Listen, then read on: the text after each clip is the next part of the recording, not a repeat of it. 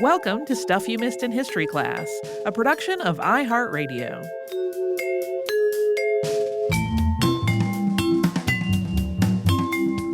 Hello and happy Friday. I'm Tracy V. Wilson. And I'm Holly Fry. We talked about pellagra for two we episodes. We sure did. I said in the episodes I was not expecting or planning for two. Did not know about all the stuff that was involved in Italy.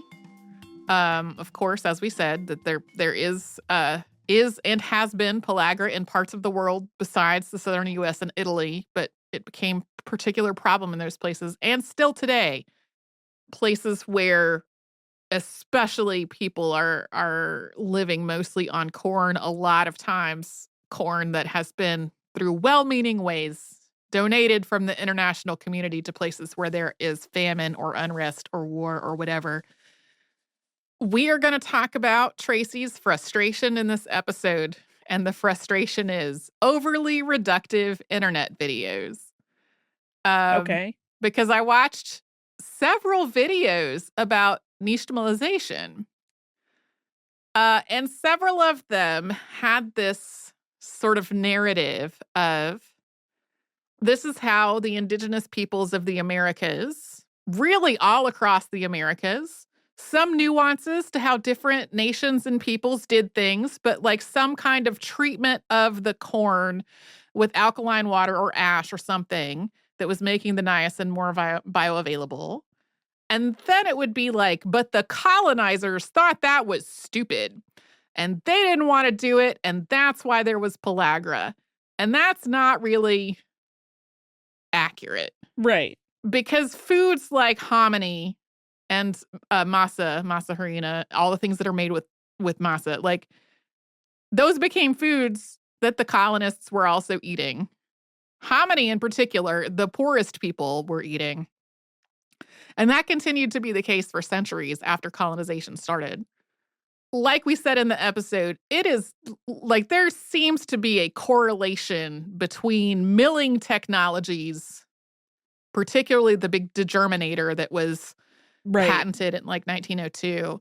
There seems to be a correlation between that and pellagra rates, because now there was a way to give corn a really long shelf life that didn't involve nixtamalizing it, that was more labor intensive. So like the problem was not that colonizers were being picky about indigenous foodways. The problem was capitalism exploiting people. Right. And trying to give the poorest people the cheapest, lowest quality food possible as their staple.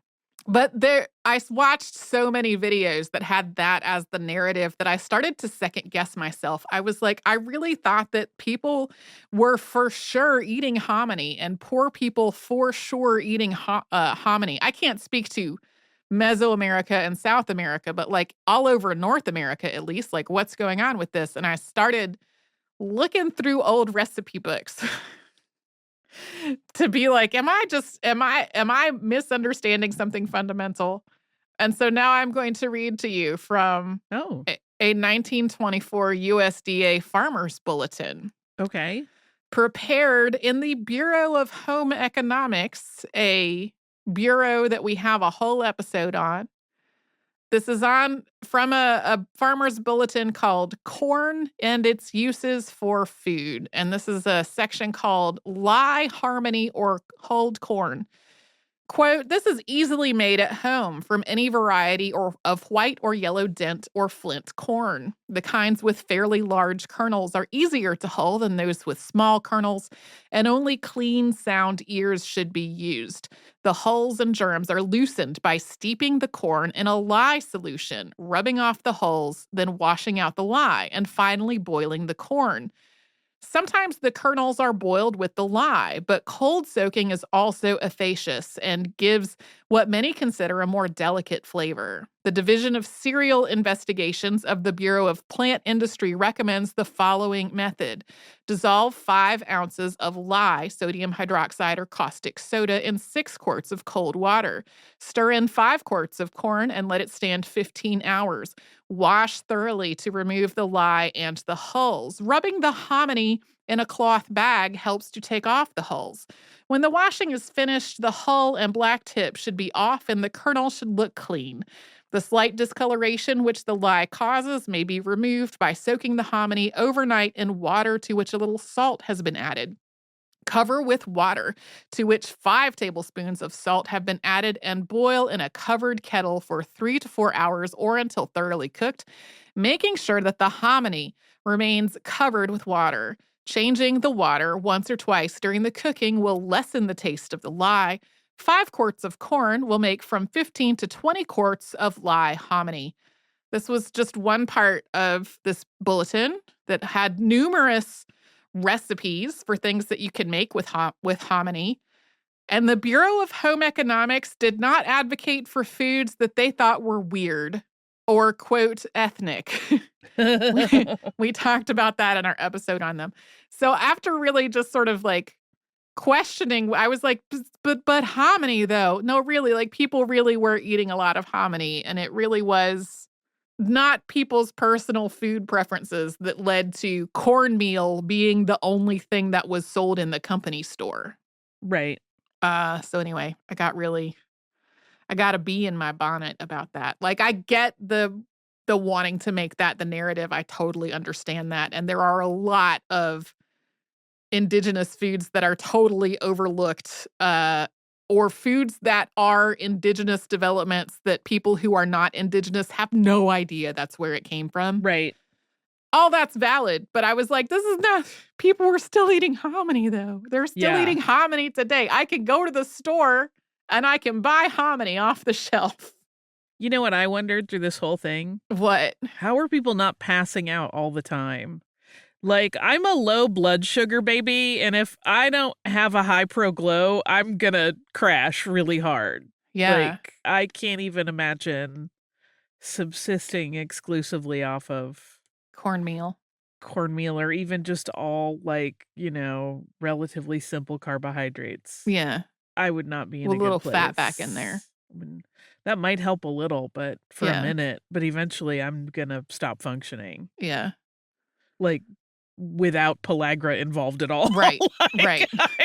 I'm like, no, the mental illness is because my brain is not getting any of the things it needs to keep going. Yeah, that's like the scariest to me is like entire diets with no protein in them. I'm like, what is no? Right.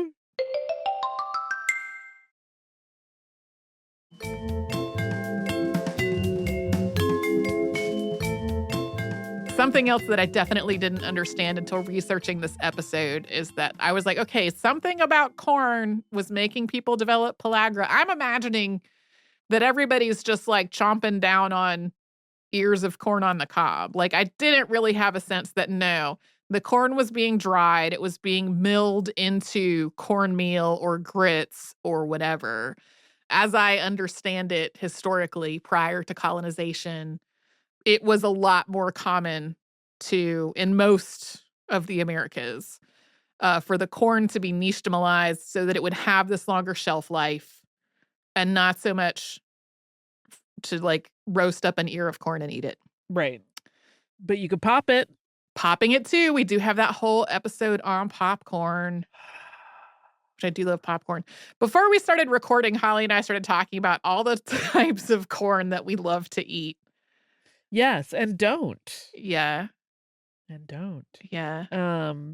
I'm not like as we said then, I'm not the biggest fan of just like corn. Although I'm coming around, something is happening to my taste buds where like now I'm like a roasted corn I'm okay with. But for the longest time, I just did not want whole corn. Yeah. I do not want cream corn by any stretch of the imagination. I can't imagine a food that grosses me out much more than that. Yeah.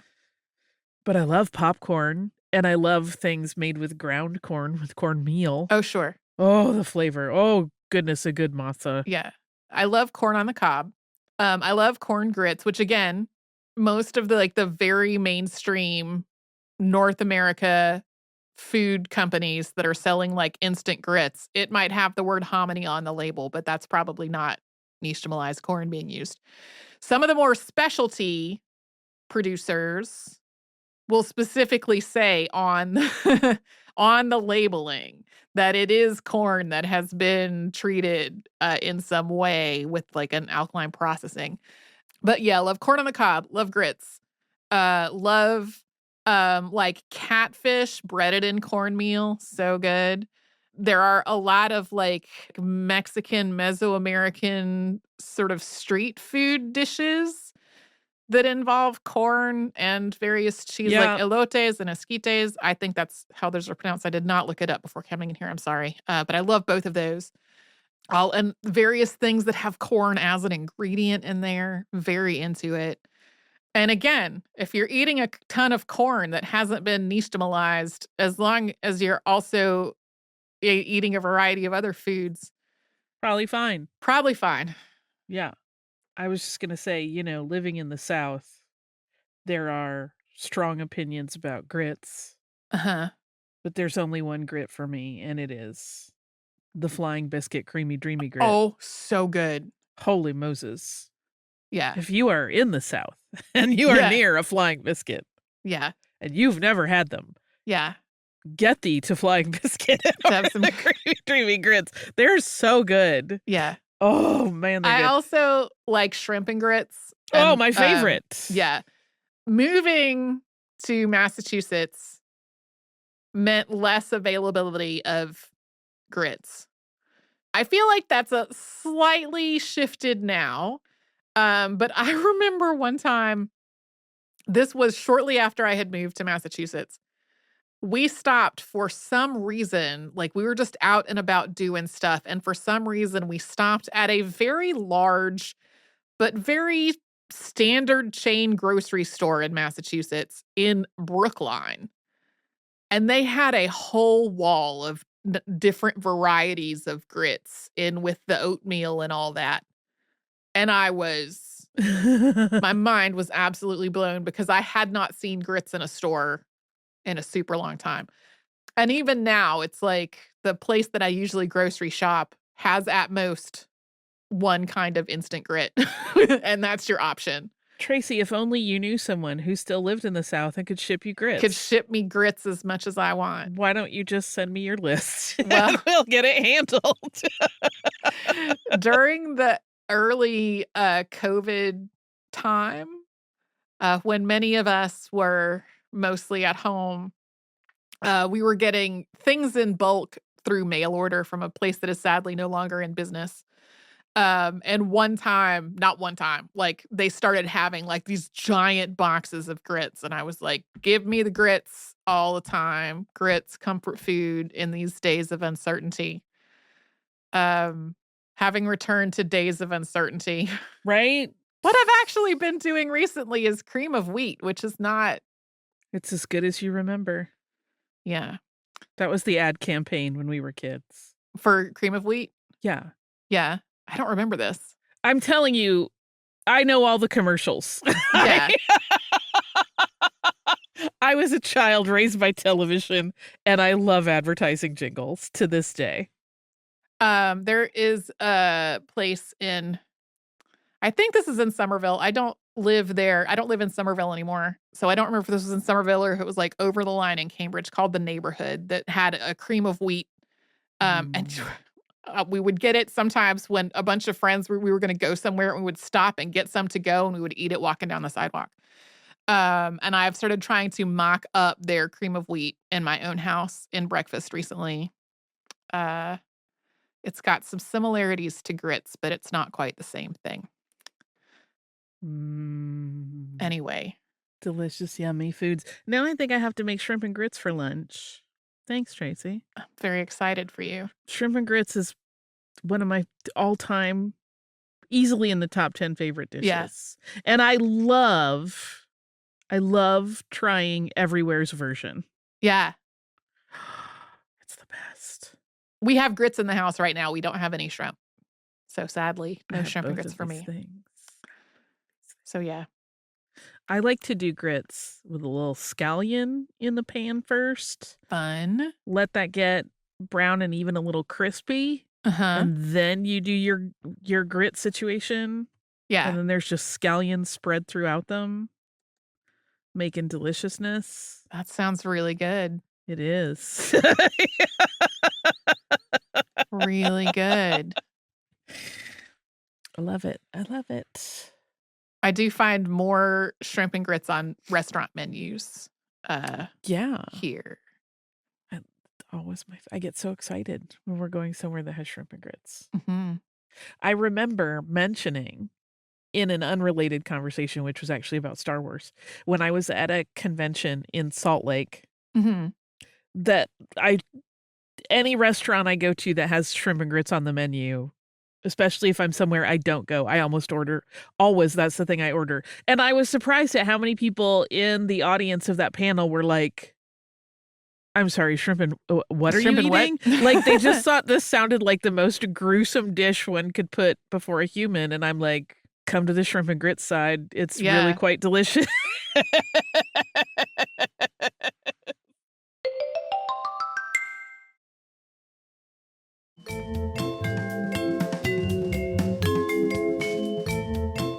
While there was, a Southern pride around these foods and the roles that things like fatback and salt pork played in cooking and all of that, there was also stigma about some of the foods, and homony's association with poor people made like other people who could afford a richer variety of food like not really want to deal with that. Yeah.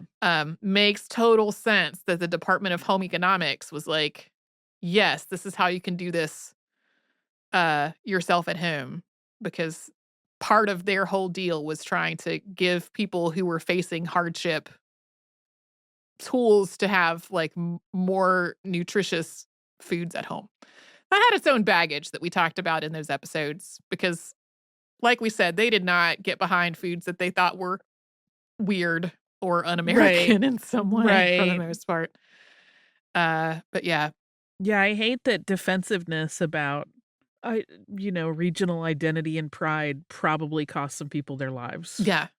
Yeah. Well, and then it became a situation of the people who had really criticized that it could be dietarily related, and it became increasingly evident that, yes, this was related to diet, continuing to double down because then it sort of seemed like they were going to come off as having been backward and stubborn.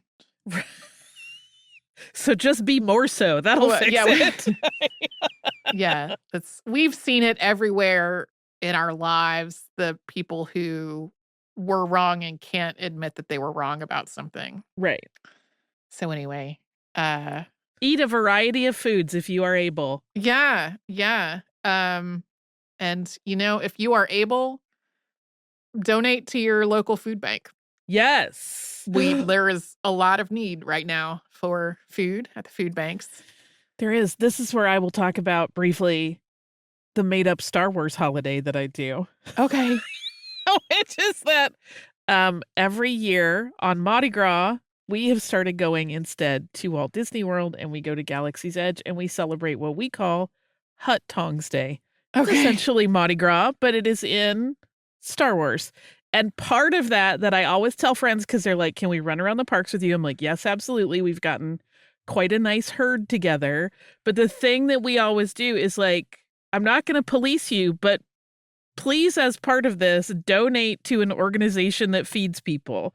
Because the whole point of like having a very yummy time running around and playing should be that like, may we all have plenty is my governing thing. So that's just our goofy way that we do it among our like friend group, which, expands delightfully each year. And makes it a fun thing out of reminding everyone to take care of each other by donating to food organizations. But everybody celebrate Hot Tongs Day with me this year in whatever way you want to. If you're not into Star Wars, you can just donate to a food org on Mardi Gras or anytime. I have a food bank And also, we have a local food rescue organization that goes and gets the stuff that's going to be thrown out from the restaurants and grocery stores, and they redistribute that. And then also Meals on Wheels, um, Yeah. whose federal funding, I think, was frozen. I think so, yes. Yeah. And I don't know what the situation is with that at this point, and I'm sure it will be different by the time this episode comes out because Right, from the everything is time we're speaking about it today to when you hear us speaking about it. who knows what will have happened. We've alluded to the chaos of the times that we're living in. I really hope that everyone is able to find some moments of joy and peace. Because those moments of joy and peace can make the other stuff that we've got to deal with more deal-withable. Yes. And we will be back with a Saturday Classic tomorrow and something brand new on Monday.